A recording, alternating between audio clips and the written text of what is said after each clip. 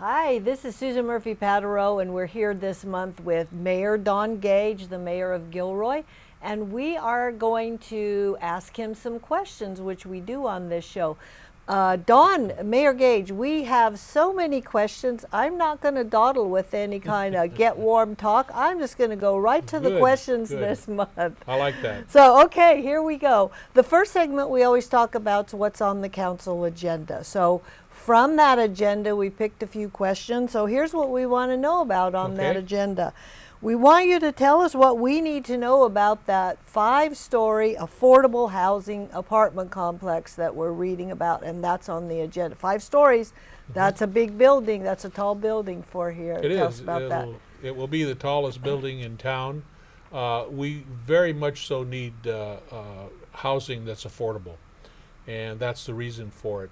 And so we are working on a project there that's going to include 263 homes in the first phase. There'll be 1, 2, 3, and 4 bedroom apartments. It's something that we need to do for our housing element. It's in the general plan, so and it's in the downtown specific plan to do that. And some people can refer to it as transit-oriented development, where you put high density next to transit. That's over on 10th Street in Alexander, right across from the train station where we have our transportation hub. Because it's a state project and they get what they call bonus points, or density bonus points, we have to adhere to what the state rules are. So the state allows us or requires us to go to 5 stories because they want the high density. They can have some parking flexibility for their project, and they also are exempt from. They can do different kinds of parking, like tandem parking, which means you park a car and then you can park one in front of it. So they have to move. But we cannot refuse to do that when they get bonus density points. But this is something that Gilroy needs. There's just no low income property available. It's a very well designed project. It's over where we want it to be, and it's going to serve the needs of the public. So we're kind of excited about it because there's just nothing that affordable that people can rent today. I mean, I know that I saw an apartment over at the Madonna. They call it something else now, but there was one apartment, and there were 60 people that applied for it. So we need that kind of housing. Yeah, there's always a wait list. It's hard to rent. There's always a wait list. Yes. So then, just as a follow-on to that, Don, the deal is this that's on the agenda now is talking about the building of it, the actual structure of it, and you will look at passing that or not passing it. Well, we did pass it already. You passed it. It was passed already, and now they're going into the process. They're going to build phase 1, and then later on, we don't know exactly when it could happen, but there'll be a phase 2 to that project. Okay. First phase is 263 apartments. Okay. So then the question comes up is, that's a dense population there, and sometimes that leads to a lot of people problems. There's going to be a management company that runs that, and later when we have questions about the management and how that will be handled and who will take care of monitoring and making sure things don't turn bad over there, we'll be able to ask those later. But this is just the building phase, is that correct? This is the building phase. We're requiring a 24/7 manager on the property. Anybody that comes for an application, they will be screened so that you're not getting people who have felonies, have drug problems, alcohol problems. They will not be allowed to get a home there. It's on a sliding scale because there was some question about, what is affordable. Yeah, right. And we use Gilroy numbers because we have a lot of low income folks here. So they can get a reasonable place to live, and they're close to facilities, close to transit, so they can, right across the railroad tracks is the transit. Right next door to that is a big shopping center. They have everything they need there. There's fast food restaurants, there's clothing stores, there's a grocery store. So it's going to be a nice project, and the way it was designed is that there's also a lot of open space. Not everything's crammed together. they have a huge open space in the center with grass and trees and places to barbecue and things like that. So people are not going to just be crammed into houses and moving in and out all the time. Okay, fine. All right. Good. Well, so we'll probably talk about that again later, but this has started now, so Yeah. it's an exciting project. It is for Gilroy. us. Yeah. Okay, question number 2 here then is the council will be considering an ordinance dealing with metal theft. Metal theft. Now, where'd that come from and why? What are we talking about there? Metal Well, theft. I'll tell you where it came Yeah. from. There's been a lot of complaints that things have been stolen.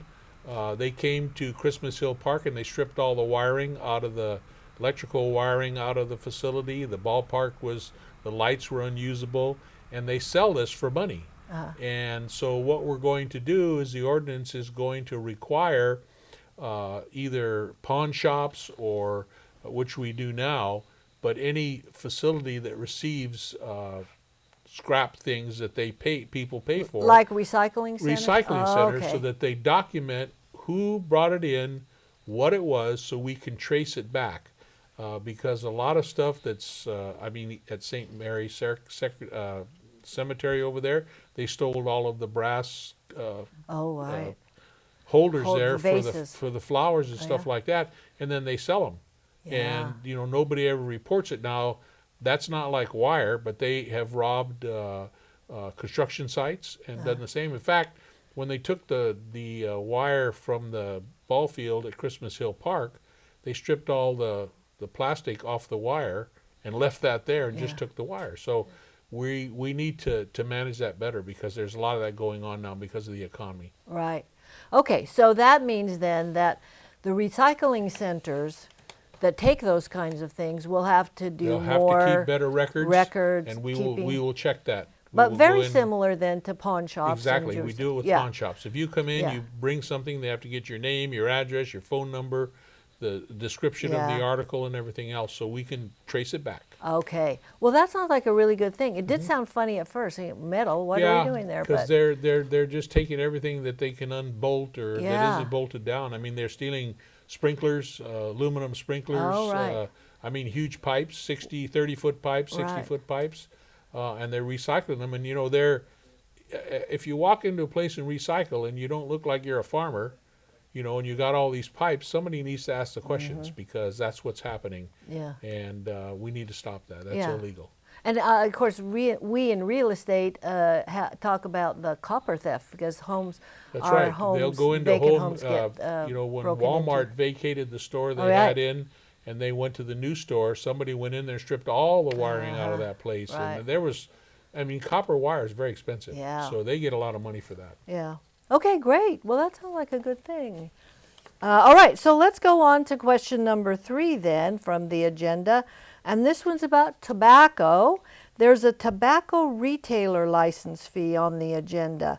How will Gilroy benefit if it passes? And then what impact would it have on the businesses in Gilroy? Well, they're doing this because we want to try to prevent children under the 21 years of age from buying tobacco products, because everybody knows that they're very dangerous to your health. And we don't necessarily have a huge problem here, but it is a problem. We find that a lot of high school age students from age 12 on are smoking cigarettes, and we want to do that. And so this license will be placed on people who sell tobacco products to help with the people who are going to check on them, do the operations to make sure that they're not selling to minors, and policing them to prevent that from happening. And then if they violate that, they'll have to shut down for a period of time, depending on how severe the violation is, and they may be fined too at the same time. So it's a burden on business who sell those kind of products, but it's something that we need to prevent young people from being able to get to the products that are unhealthy for them and that they're making bad choices of, because tobacco companies are starting to target younger and younger folks, because the older folks have kind of got the message, and so they're targeting younger folks in their advertising and things like that, and we need to control that some way. Right. So let me just do follow on then. The deal is that it's already against the law for those retailers to sell to underage tobacco products to underage people. That's already the law. What this fee will do is cover expenses for the enforcement of that, which was never covered in the original law. Is that correct? That's correct. It was never there. Now, like with alcohol, they have people who go out. The alcohol, tobacco, firearms goes out and does these kind of sting operations, but there's nothing for tobacco products. Oh, okay. And unless you actually witness, or you have the manpower to go in and send in decoys, I'll call them, that are underage to buy, it's kind of open, an open thing. Now we're having on the 17th of this month, we're at the library in Gilroy, we're having a public session to come in and ask questions and stuff like that. So if people are interested, they should go to the library. I think it goes from 6:30 to 8:30 p.m. on September 17th. Okay, fine. So they could come and talk about that. The retailer might come and talk about that. Now, it occurs to me that might be a discouragement for a small retailer to carry tobacco products. They might sometimes choose not to carry them because of the fee and the burden of that. Is that the case, do you think? Does the city think that's the case? Well, the fee, they say that the average for someone who sells those products is about $600,000 a year. Now, even if they're off by a couple $100,000, the fee's going to be minimal. It's maybe $100. I think Morgan Hill charges $125 a year. So the profit margin is there to cover that. Okay. So I don't think it's going to force anybody out of business, but what it'll do, it'll cause the person that owns the business to make sure that his employees are trained properly, and that if a person looks 27 years or younger, they need to check them, card them. So it's an awareness thing, and it's really to protect the health and safety of our young people. Okay, fine.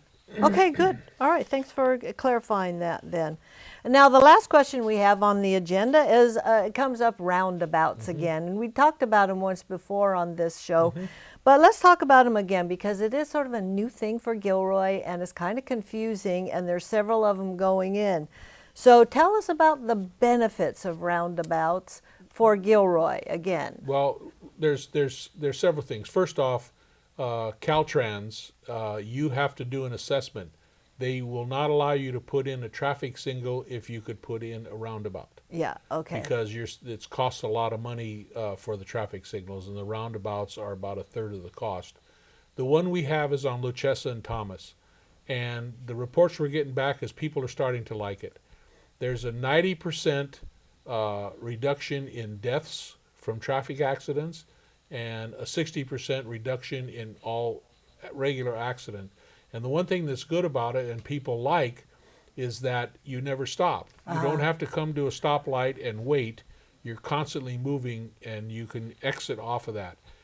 We've had a lot of good comments after people got on that because it's out in an area where we have school traffic and bad school traffic, and people are just saying it's really working out well because they're constantly moving at a slow speed. That's why there's a reduction of accidents.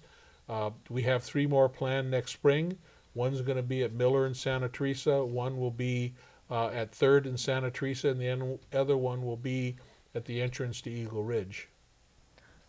3rd and Santa Teresa. I'm going to like that one there, I think. Where the Village Green is. Yeah, and then what's the other one? Miller and Santa Teresa. Oh, right. When okay, trying to think about that. Across the creek and you get out over there, there'll be a roundabout there. Okay, fine. Okay. Well, so this sort of feels like the big cities coming to Gilroy because those have been used. And then I recall that Washington, D.C. has roundabouts that are in all kinds of different places there, but it's really kind of a big city thing. Once people get used to them, they like them. They like because they're always moving. You're not stopping and waiting for 4 areas of traffic to go through and turn and everything else. Right. constantly moving in a circle. Yeah, well, so, and that's way better than being stopped. Yeah. With the signals where there's also the Right. left turn lanes. Well, and you there's have to wait nothing through more that. Yeah. aggravating than stopping in a single and you're waiting there and there's no other cars around, Yeah. and you're waiting for the light to change green because Yeah. they're in sequence. Right. Well, I'm going to try to be open-minded about those roundabouts. I hope all of you will try to be too, because they're coming. They're here. So we have to just work with them, but we'll try to use them Well, and go try out, to learn go to out love to them. Thomas then. Road in Santa Okay, Teresa. practice it. We're actually going to shut it down here pretty quick to do more road work going in and out. Not the roundabout. The only thing we need to do there is some landscaping.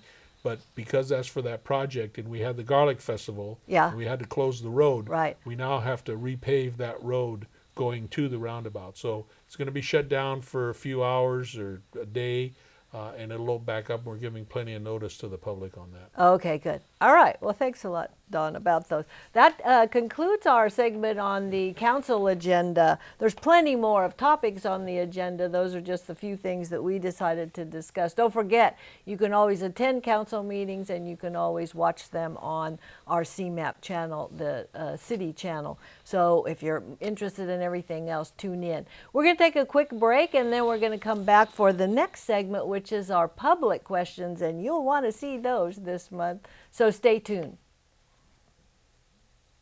We all know what it's like to get a mosquito bite. But did you know all mosquitoes lay their eggs in water? If you're getting bit by mosquitoes, the source of the problem might be closer than you think. Check your yard weekly. Anything that holds water can harbor mosquitoes. Empty out buckets, tires, flower pots, and trash cans. Be sure to drill holes in any containers that collect water. Change the water in bird baths and pet dishes at least once a week. Toys that can hold water should be kept out of the rain. Remove drain plugs from boats when not in use.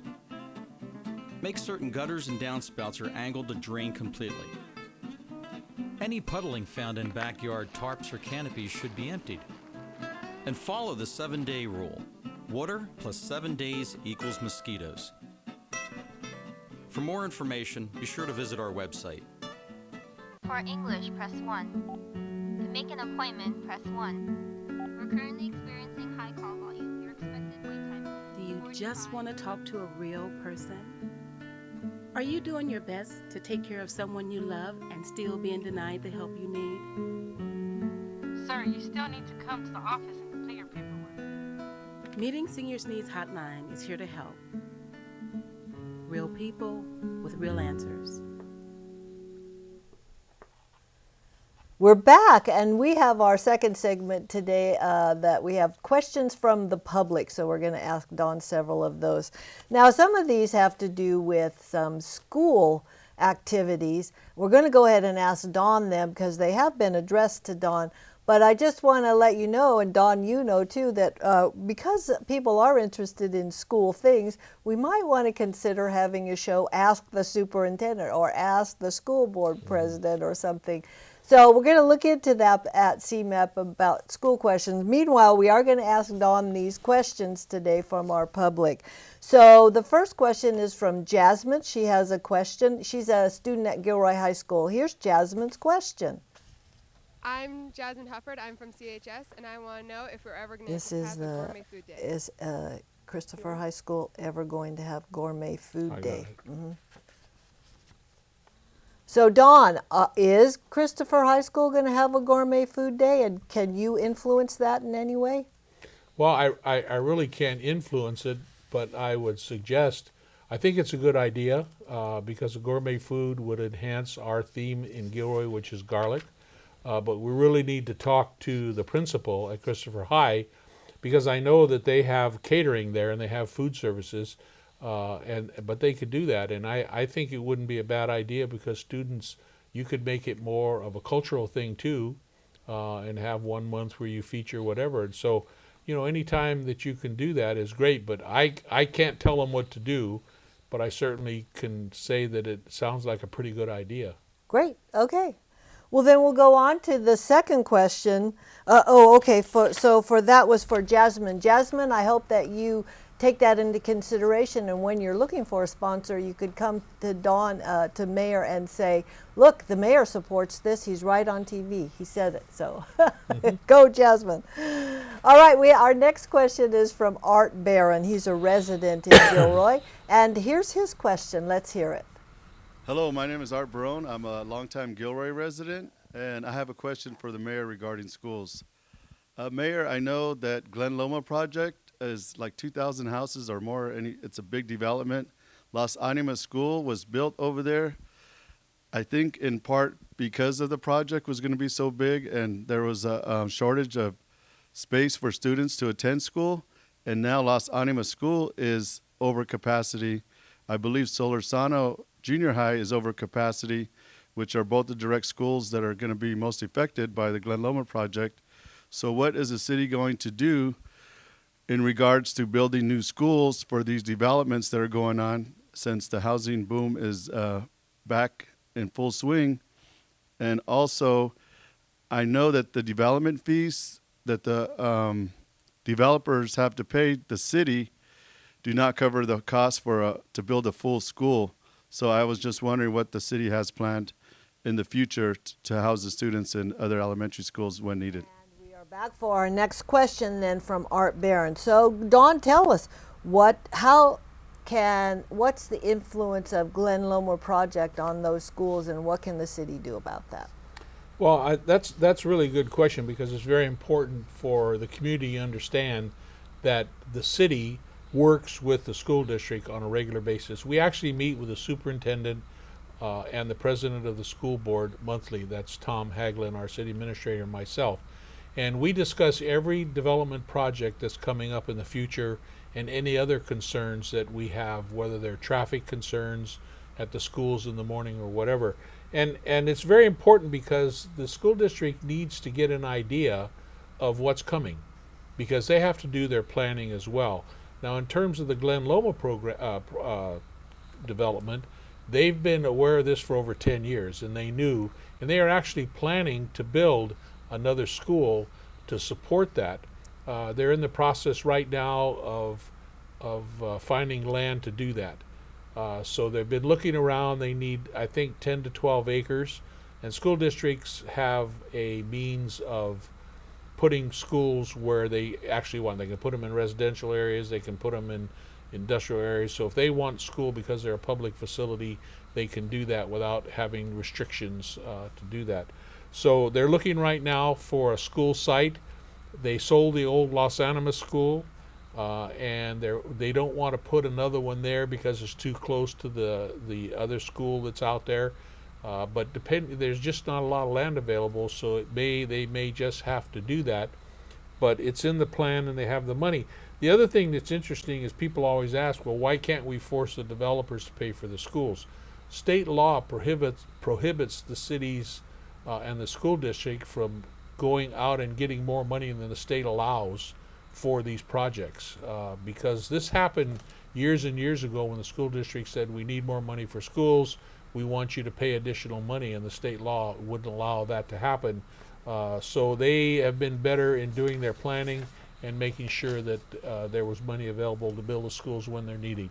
But they get plenty of advance notice, and any questions that they have we can answer. We work with them continuously on all different kinds of things.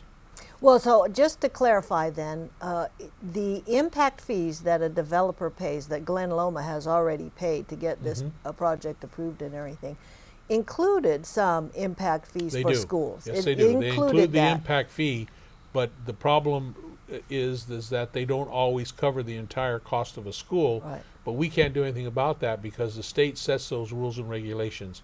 Right. They can only ask the developers to pay so much money. Right. And then from what I understood, and I did hear a talk recently from the superintendent of the Gilroy schools, Debbie Flores, and she commented on building capacity at those new school sites. So the Solorzano and the Las Animas sites have some room for building more capacity there. So that could possibly handle at least some of it. They already know this, and Yeah. they are in the process of putting new portables or whatever they use for those sites. So we're probably good for a few years. but they definitely will have to build a new school, and that'll be coming up. They own the Los Animas property, and if you go out on 10th Street across the creek, where I call it the eucalyptus grove. Yes, Where the parking for they own that also. Yes. So that's pretty close to the high school, but they may be able to trade that property for something else. Okay. The problem is a lot of where they want to put a school, there's no property available unless you tear something down, and that would be another discussion. So they may have to build another school close to one that they already have. But nevertheless, what it does require, both city and schools have to do long-range land planning. They really have to address and that. We involve them in every development that we have coming. Right. And always, like I say, Glen Loma's been going on for 10 years. Yeah. Same with the Hecker Pass corridor. Right. They know how many homes are being built over what period of time, and there's formulas to say, you have 3 or 4 people or 3.5 people to a family, so you know how many children you're going to have and what ages they're going to be, so they know what they need in capacity. Okay. Yeah, there's some projections there. Okay, great. Okay, and now we're going to get our third question. This is from Jeff. He's a Christopher High School track coach. Jeff, let's hear your question. Whenever you're ready. Hi, my name is Jeff Myers. I'm a track coach here at Christopher High School. I have a question for the mayor. My question is, will the mayor and the city council get behind a downtown pole vaulting contest in downtown Gilroy? What do you think about that? Okay, here we are. What about this pole vaulting contest in downtown Gilroy? Jeff, I'm laughing. I apologize. It's not. It just is an odd topic. So, Dawn, how do you feel about that? Well, I think I think it'd be a fun idea to see. I mean, most people, probably have never seen a pole vaulting event, and our only concern would be that it's safe, and that. But as far as the downtown goes, we would. From my perspective, we would issue them an entertainment permit, and the downtown is always looking for events to do because they want to attract people to the downtown. Now they would have to organize it and do all that, and do the advertising for it. But as far as I'm concerned, as long as it's a safe event, I wouldn't have any problem with it, especially even in the downtown, because normally when we do events, we block off the streets anyway.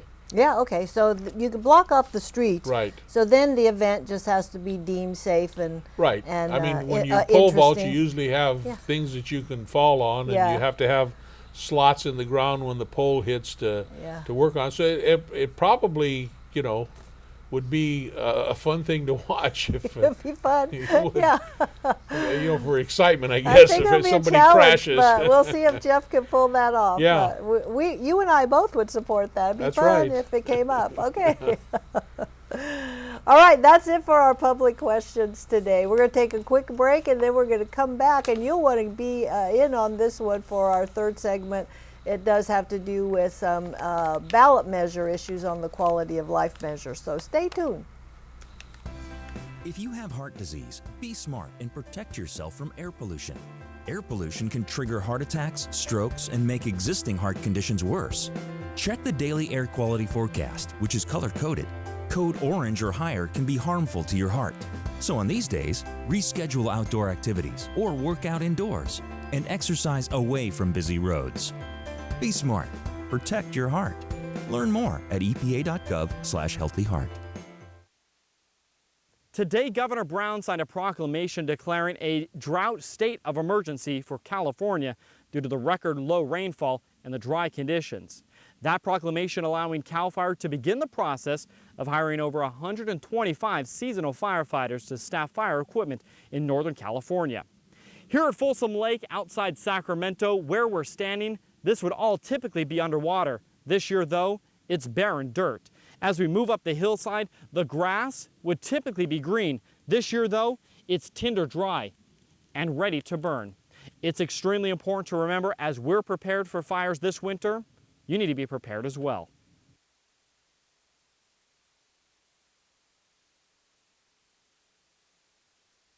Okay, we're back, and we have our third section tonight, and that is about the quality of life ballot measure. It's coming up in November. We all have to vote on it really soon because the absentee ballots go out just right away. So we wanted to be sure and give the mayor opportunity to address some questions that have come up about that.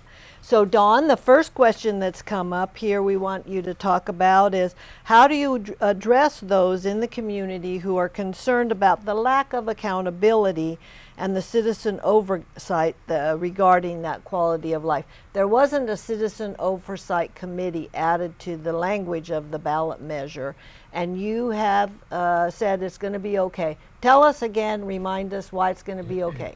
Well, there was language in there allowing that to happen, and it was on the last line. And we are, in fact, going to have a citizens committee.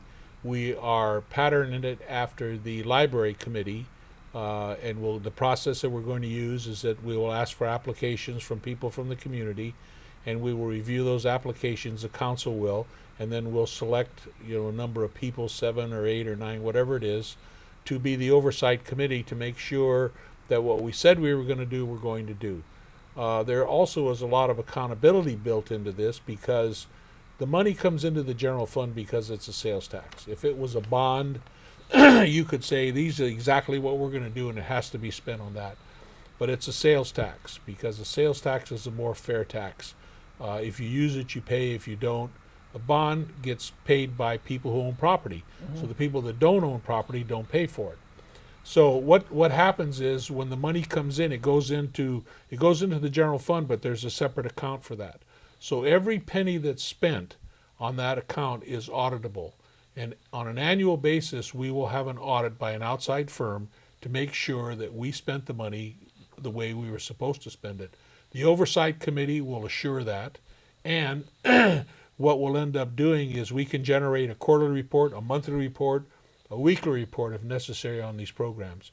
So there is accountability there, and it was in the ballot statement. It just wasn't written the way another community wrote it. We can't give up. It's against the law for us to have an oversight committee that decides what projects are to be done, because we can't give up that right. That's the right of the council. They are accountable to no one. They're not elected, so they're not accountable to the voters. So they can basically do what they want, but they can review what we're doing. They can say yes or no, whether they like something, and make sure we do that. The other thing that we want to do, because we have an open government ordinance, is that whenever we have projects that we want to do, we will bring them to the council, and we will have a public session. We will advertise it ahead of time so people can come and voice their opinion on these projects. And if we have to have more than one meeting, we will. To do that. So there's going to be plenty of accountability, and we want to do this right. We want to show the community that what we said we're going to do, we're going to do. The projects that we're doing are all based on surveys that we've taken twice now with the public, and they prioritize the things that they wanted and what they wanted done. And there will be money left over to do other projects that other people might want to do. For example, the arts and culture. That came out low on the priority, but it's something that the community needs. So we will have enough money to do those also, and we will prioritize those in the whole scheme of things. Okay, great. So that's really good for me to clarify in my mind. I hope you viewers understand that too. I just want to go over it quickly.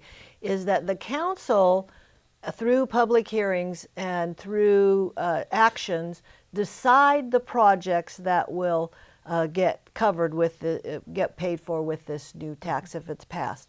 Then the Citizens Advisory Committee comes in and says, did you do what you said you were going to do, passed at council level?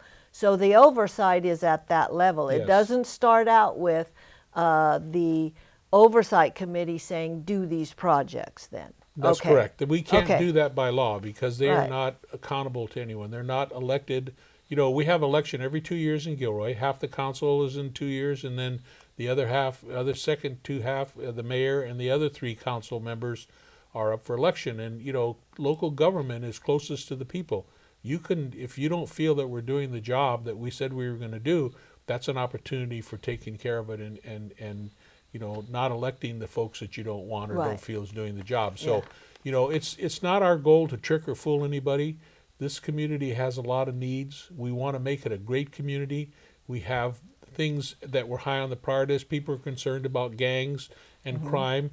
we want to hire just 2 police officers to be able to put them on the gang suppression team, and also for traffic, because there's a lot of questions about traffic. That's all the people we're going to hire.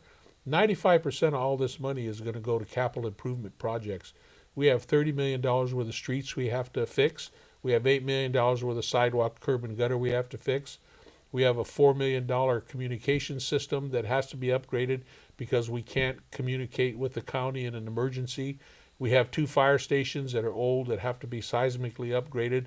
We have the building that the arts and culture in is $1.5 million to fix, so they can have 250 people in there, where now they can only have 49. We have a downtown that has unreinforced masonry buildings. We're going to start a revolving account. We need parks, neighborhood parks upgraded. It's been a lot of years where I lived over on Orchard Drive for 21 years. I bought the house in '76. That's over 30 years old. These you know, you got to fix these projects. You want people to come and see nice roads, and the longer we wait to do that, because there's no money. We never had a redevelopment agency here in Gilroy. We lived off the sales tax and the property tax that people have paid all these years, but we've never been able to get ahead of it, ahead of the game. And these are so overmountable, we can't, that's not a good word, overmountable, but they're so large that we just can't get them done without some extra help, and we have no other means of money. And this is our last chance, because things are getting to the point now where everybody's looking for money. But we're going to do what the people said when they did the surveys. They did, you know, we first came out, we thought maybe these projects would work. They said, these are my priorities, and that's what we're going to do, and we will be held accountable to it. And I, you know, as long as I'm there, I want to make sure that happens.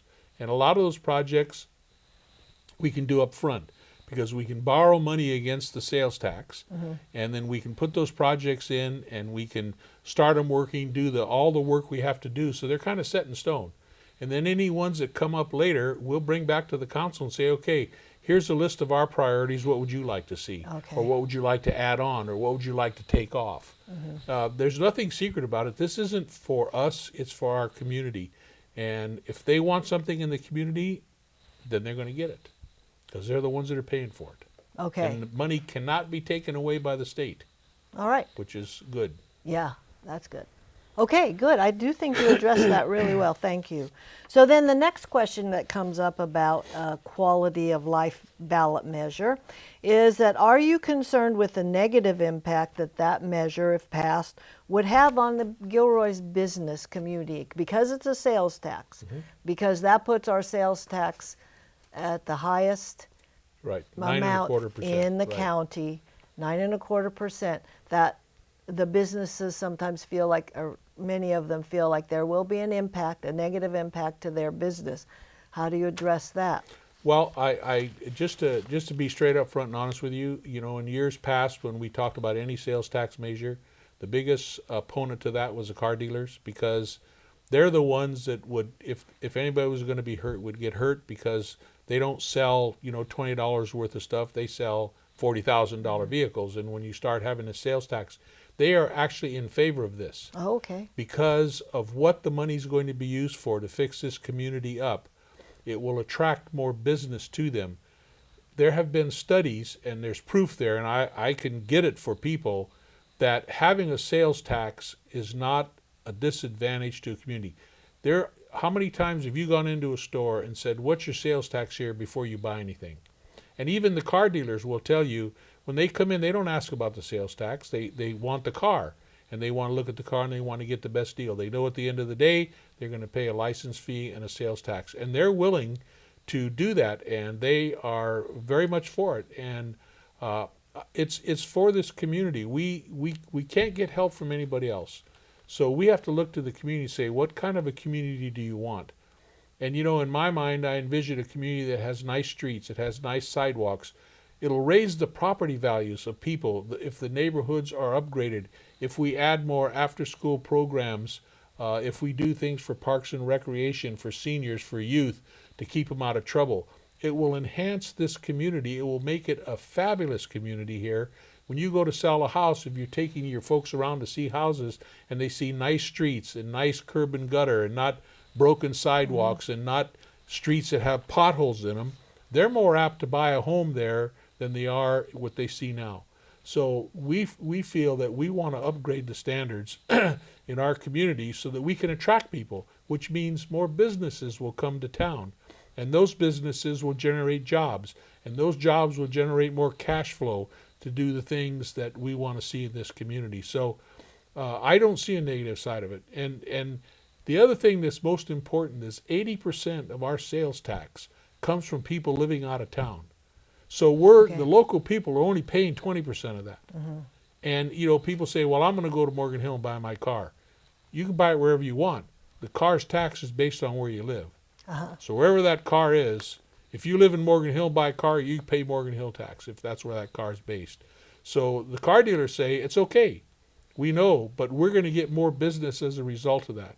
Because one of the things we have planned for them is changing the name of the 10th Street overpass to Auto Mall Parkway. Oh, yeah. Which means that Caltrans will put up signs north and south of Gilroy so people will know that there's a big auto mall there. And they'll bring more traffic in, and it'll help the businesses that are in those shopping centers along the way. And it'll improve a lot of things for this community. So I don't see a negative impact. I mean, I know that people are worried about that, but if I go to a store, I go someplace else, I don't ask them what the sales tax is. Okay. If it's something that's needed, I buy it. Yeah. Okay, and so back to the auto mall signs. Is that in the works? Is that? Yes, oh, we already I started hadn't that. The council approved before. that, and we're moving forward with that. Okay. So it'll probably take, Caltrans is a little slow, so probably in 9 months you'll see the name change. We're working with the folks that are along that street, which will be Chestnut, that have the businesses, and they seem to be very pleased with it because it's going to bring more traffic into their businesses there. Yeah, great. There's fast foods there, there's grocery stores, there's Burlington's, all this, and DMV is there, and DMV is close to they work very close with the auto folks. So I see it as a positive thing, and I lived in this community, born in this community, been here all my life, and we really need some help. People want to know why Morgan Hill looks so much nicer than us. Well, Morgan Hill had an RDA, a redevelopment agency. They got over $200 million to fix their town up. They have community centers, they have all this stuff, and we have an opportunity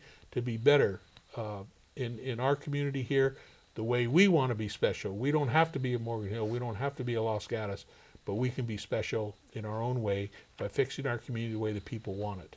Great. Okay, thanks. You're so passionate about it. I knew well, that it's a big deal for me because for sure. I happen to be a conservative person, and that's the first thing that I had to consider is asking people for money. And, as a conservative, that's the last thing you want is taxes. Sure. But you got to take care of your own community because nobody else is helping us. Right. The state takes money away from us. The feds take money away from us. We sit here and our community suffers as a result of that. And this money cannot be taken away, and we can fix our community. And now we're on a level playing field with other communities. We can compete with the Morgan Hills and the Los Gatoses and everybody else because they had RDAs, we didn't. Right. So it is a passionate item for me because I'm proud of my community. I want families to be able to live here, for their kids to go to school and come back and stay here and work here. We got to create jobs, and you're only going to do that by beautifying the community and making it a really nice place. We have all the open space in the world, and we can capitalize on that. We are a destination city. We can capitalize on that. And we've been doing things, but at some point in time, you need dollars to fix the problems, and if you don't have the money, you're average. Right. And I don't think Gilroy's average. Okay. I think Gilroy could be above average. Okay. Good. Well, we have one more question we're going to ask Dawn, and I got to put my glasses on for this one, Dawn. I have it in small print here, so I want to make sure I get all the details on this one. So here it is. The current council has made economic development a priority, and it's demonstrated by their financial support of the Gilroy Economic Development Corporation as well as the Welcome Center. In the past, you have stated that those budgets would be the first to be cut if the quality of life ballot measure didn't pass. So do you continue to stand by that statement, or have you considered other measurements to reduce the budget? Well, here's the way it works. It's not whether it's the economic development or anything else. We are required to have a balanced budget, and Gilroy has always had a balanced budget. In 2008, with the downturn, we had to cut $13 million out of our budget. We, through sales tax and property tax, which is our main source of money, we have not gotten back to 2008. We had about $14.7 million in sales tax and property tax revenue. We have $1.3 million less today in 2014 than we did then. We are unable to go out and fix the streets. We can only do one every so often. The sidewalk program is 2 years behind in paying the 80/20 for folks to do that. So what it boils down to, in order to keep our budget balanced, we have to look at what our essential services are, because when our income is less than our expenditures, we have to cut. And what ends up happening is that you say, okay, these are the essential services. We're required, public safety is required. You have to keep people safe. Providing service as best you can to the community is a mandatory thing for us. We don't need parks and recs. We don't need a lot of these programs that we have. So what ends up happening is that everything goes on a chopping block. When you do a budget that says, look, my expenses are greater than my revenue, so somewhere along the line I got to do something. And so you look at these things and you throw them all out there and say, okay, first the essential services, you cut that away. Just like a home. You know, you got to pay your rent, you got to buy food, and you got to have transportation and clothes, okay? So you do that, and whatever money's left over, then you can do the other things. You can go on vacation. Well, when that money gets less and less, we haven't even caught up yet, then you have to look at, well, where can I cut? And you're going to start to look at all the programs. Now, those programs bring in money to us. Yeah. So chances are they are going to stay, but there's always a chance if we start having a downturn that we're unable to maintain them and still maintain the essential services. So we're not picking any, I'm not picking any, I just use that as an example to say that, you know, in a time when we don't have enough revenue, we're going to have to, as a council, not just me, as a council, decide what we can do and what we can't do. And we're going to have to make those tough decisions, just like happened in 2008 when we cut the $13 million. At that time, we laid off 70 people. Yeah. We've only hired 21 of them back. Okay. So we're 50 people short, and that means service. That means that some people, when you call for public safety to come, if they're on a case that involves life, limb, or something like that, they're going to take a stolen bicycle as a call later on, if at all. And those are the choices that we have to make in this community. And that's the kind of thing that people are asking for. Hey, I want to make sure we're safe. And once we're safe, I want to make sure that we have the amenities that we need. I want my sidewalks fixed. I don't want people tripping over them. You know, we need our streets fixed because the roads, you know, they throw my cars out of alignment. So we're always going to have a balanced budget, and we have for as many years as I can remember. We've been in the black. And we will continue to do that, but not without sacrifice. Cutting $13 million and laying off 70 people was not an easy thing for the council to do, but it was necessary. And when you do that, those are the kinds of things, you throw everything on the chopping block. Nothing's sacred at that point in time. You know, and the county's doing it, and every city that goes through this process does that. And, you know, it may turn out that, hey, the thing that we really want to see is more economic development and more, you know, welcome center. I don't know. I don't have the answer to that. But when your revenues don't match your expenditures, something has to go because we have no place to pull money. Yeah. So that's, okay. Yeah. So I guess the bottom line there is that nothing is sacred. Nothing is sacred. Everything goes up for discussion. And that's not to say it'll get cut. Yeah. I mean, they save a lot of things. Yeah. Somehow that got used as an example, and it came up in a question well, here. I know that people are asking, and I spoke to Jane and I spoke to Tammy, and I made them understand that, you know, we're not going to just take their jobs away because they're the first ones we come to. Right. We have to look at the whole entire picture when we make that decision. You know, it wasn't an easy decision to cut $13 million out of the budget and lay off 70 people because that's their livelihood. That's what they do. And that's a tough job, but we have to have a balanced budget. We're required by law. We're not like the state, and we're not like the feds where they can do whatever they want with the budget. We have to balance our budget every year by June 30th, before July 1. And it has to be, or we'll violate the law and they punish us. Yeah, okay, great. Well, tough decisions. Your job's tough, I Don. know it you is, and the council for $1,100 have... bucks a month, but I love it. Really? Good. I'm glad you love it. Because for what other reason would you do it? That's for sure. For my community. Good. I got to pay the taxes too. You do. You have to Yeah. too. You live and Right. shop here, huh? That's true. All right, you know what? That's the last of our questions for today. We had a lot of information. You might have to watch the show twice. Good thing CMAP shows it again, because there's a lot of information here. We hope that you enjoyed it and got good information from it, and that you'll keep tuning in. We're at CMAP here in Gilroy. I'm Susan Patereau, Mayor Don Gage. Thank you, as always, for joining us Always a pleasure today. being with you, Susan. Thank you. I enjoy it, and the staff does a great job here. They do a great job. All right, we'll see you next time. Oh, Oh, now we have to yeah. keep talking. So